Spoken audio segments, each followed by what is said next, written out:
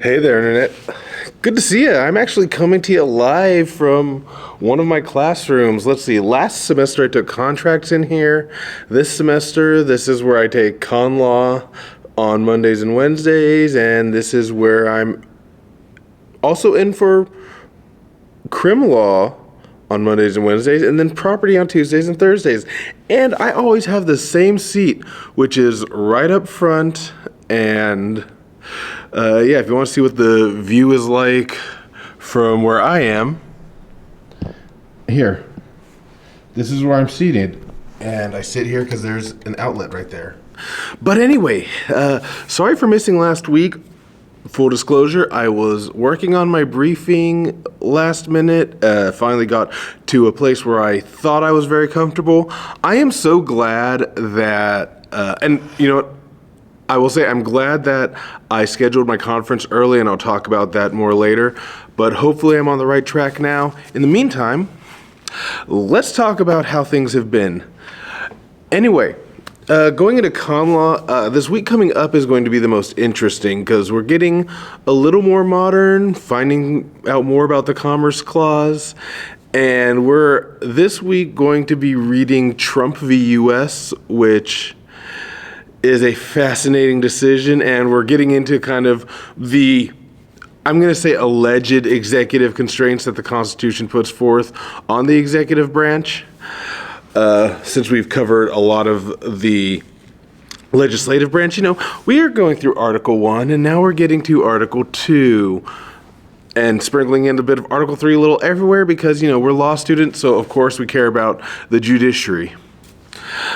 I jokingly asked my professor early on what type of alcohol he'd like when we start talking about modern politics, and he did say it was kind of a gin year, so maybe I'll grab him a bottle of Roku. Roku is my go-to gin, even though I haven't had any so far this month. I'll talk about that a little later as well.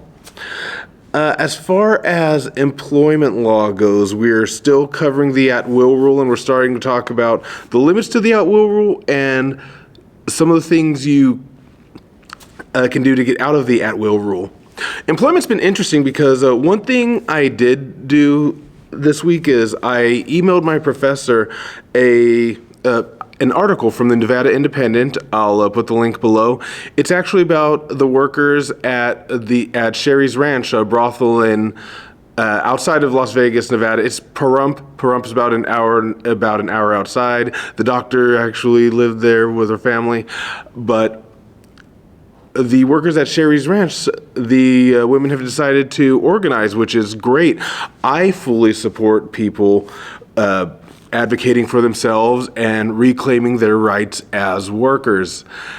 But it actually goes a lot into what we've been talking about as far as who is an employee and how employment contracts are formed. So it was nice to be able to seriously talk about the intricacies of employment contracts when it comes to something as, let's say, controversial as sex work, with my professor in a purely academic way. This is actually the second time I've sent her an article along these lines. The first first article I sent actually ended up being talked about in class because it was about without will, DoorDash and Instacart and Uber being able to just deactivate people on a whim. So I feel like I absolutely made the right choice of elective. Not only do I really like the professor, not only is this stuff that I'm passionate about and have experience in, but it's giving me kind of the full legal perspective of how terrible things really can be, let's say. I'm not entirely sure what a test is going to look like. I'm very interested to see, because we did have a midterm this week, which I'll talk about in a second. But before that, let's move on to crim law. And crim law, we're still in homicide. We've talked about involuntary manslaughter, voluntary manslaughter, heat of passion, voluntary manslaughter. We're about to I'm not sure when we get to felony murder. I'm sure we'll get there soon. It is very interesting because there's a lot of crossover with torts in this one, weirdly enough, because there's almost like a reasonable negligence standard in judging some of this. I'm interested. Like I said, this is fascinating because crim law still does feel like a philosophy class with some rules to it. So as this goes on, I'm very curious how we continue. As far as ILA goes, I didn't have any classes this week for advocacy because we're holding conferences.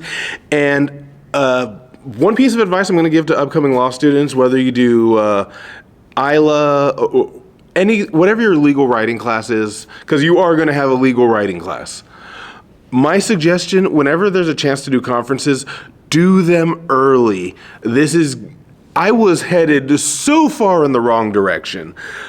Like, one of my biggest problems with the brief was I was looking at the other side's, I was putting both my arguments and the other side's arguments in the same brief. I was fully analyzing it. So one thing she did tell me, she's like, yeah, you'll be prepared to defend because you will know the other side's arguments that they're going to present. But yeah, I've got to remove all of that from my briefing and just make it a winner, a winner, a winner, a winner, instead of being like, well, I mean, a reasonable person could go either way. No. I don't want to be defeatist. So that was my problem, was I was being not necessarily defeatist, but I was looking too broadly. It's like it's an appellate, not a memo, so I want to view this from one side. There's a point I want to get to, so I just got to get there. It was very helpful to have it early on, and it was very calming because I turned in something woefully incomplete, I'll be honest.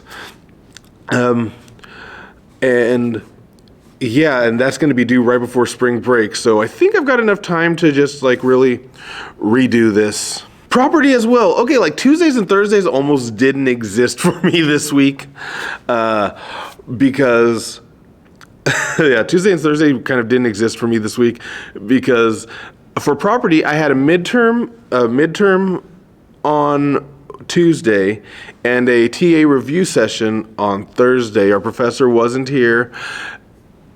It was my first experience doing something closed book, and I am going to have to study for property harder just because I know there's a lot I left on the table with property.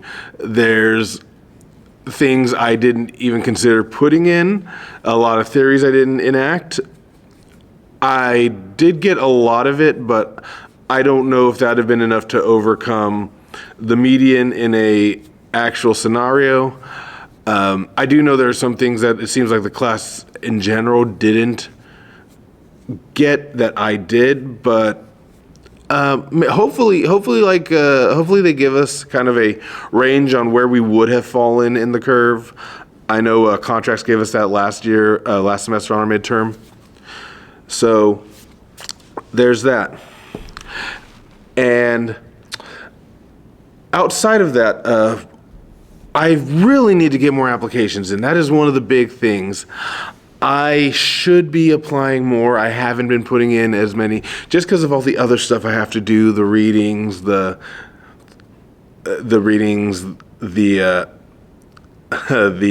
briefing. That said, again, I need to just get more and more out there.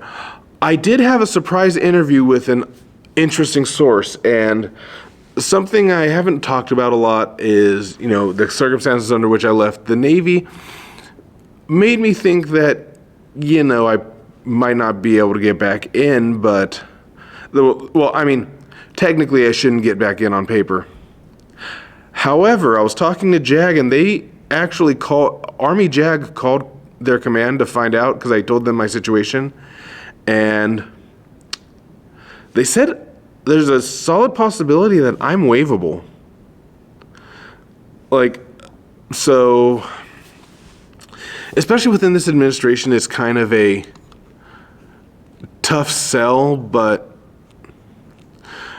I don't know, beforehand, I didn't even think that it was possible for me to get back in, but there's a non-zero chance that, yeah, like the Navy might, the Army.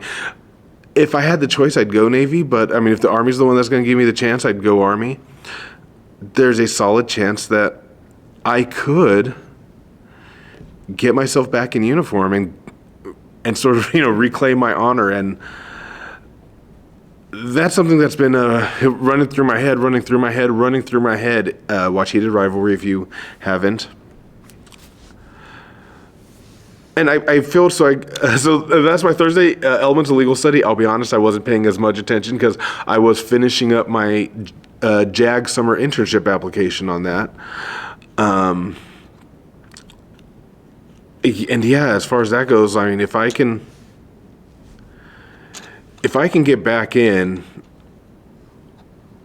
God, again, it's something more like, obviously it'd be great to be making, $225,000 a year, getting out of law school, but there's this small part of me that's just, and it's not that small, I'll be honest, that's like the opportunity to serve once again and honorably fulfill a contract is significantly more attractive to me than I thought it would be. On top of that, I did actually talk to Crystal from the Southern Poverty Law Center as well about the upcoming fall externships, as well as a bit about the summer internship. I've applied for the summer internship. We'll see if I even get an interview. I'll apply for the fall externship. We'll see if I get an interview there. If not, I did also apply for one of my school's clinics, which is the Juvenile Defenders. I'm also probably going to apply for the Youth Appeal and possibly Child Policy. This is going to be interesting. I mean, I want to start getting that experiential learning in early. We have to get experiential learning. And being able to do so at one of the clinics would be awesome because those are super limited. One of the funny things is this week, the ones that were due, like the early externship applications were for federal judges and Coca-Cola. Coca-Cola being one of the big ones. But yeah, like I said, that's all going to be happening there.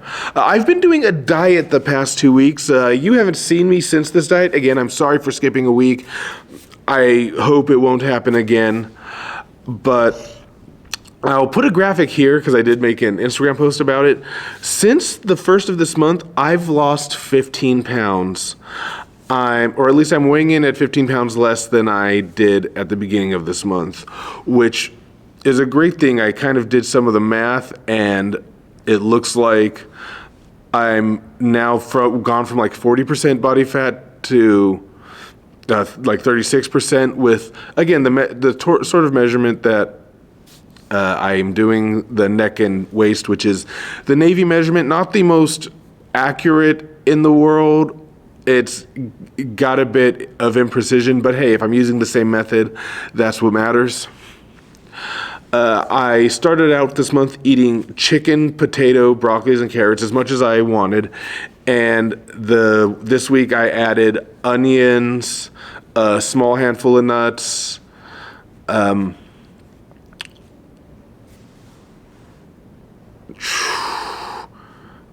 egg whites. That's the other. Onions, small handful of nuts, egg whites, and rice. Rice was the big one. And again, I'm feeling fine. The first week was a little rough getting through. I'm having one cheat meal a week, and I'm making that recess, which is when we do our kind of getting together as the law school cohort to have some food that was chosen by whatever club is sponsoring that week. This week it was salsa, which is the South Asian Law Students Association. Confused me because I thought salsa would have been the or like Spanish American or just something a little more like LALSA, the Latin American Law Student Association, but that's not it.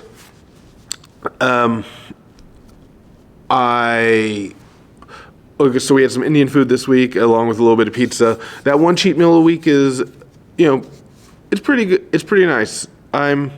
In fact, last week I missed my cheat meal mostly because, and it looked like really good barbecue, but the problem was that I was in the interview with the Army at the time, so I didn't really get to take full advantage of that. But anyway, I am actually going to head to the gym now. I'm trying to work out more regularly as well. We've got barristers next month. I need to drop some weight. I don't want to wear a super big suit. If I can keep this trend going, if I actually somehow end up down by 270 by the end of this month and like 250 by the end of next month, I'd be down for that. Again, that'd be really fast to lose all the weight.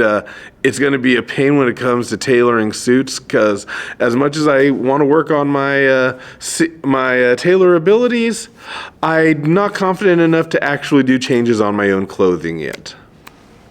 But anyway, I thank you very much for watching this. If you're watching this early on my Patreon, thank you so much. Patreon.com/thebrokelawstudent or brokelawstudent.com. That actually goes to a Patreon page now. I fixed it. I finally set it up. Follow me. I've got to use Blue Sky. I say this every week, and every week it remains true, and I still haven't done it. I've got to start using Blue Sky more often. I've got to make sure I'm doing frequent things on Patreon. I'll let you know when I decide to do the gaming, because again, Ace Attorney I think will be a lot of fun to do. You can find me here on YouTube, The Broke Law Student. Find me on Instagram, The Broke Law Student. I look forward to the day where I get to change that. Anyway, thank you very much. Leave any comments below, any questions. I will do what I can to answer them. Oh, and find me on TikTok as well, while the algorithm still favors me just a little. Bye, y'all.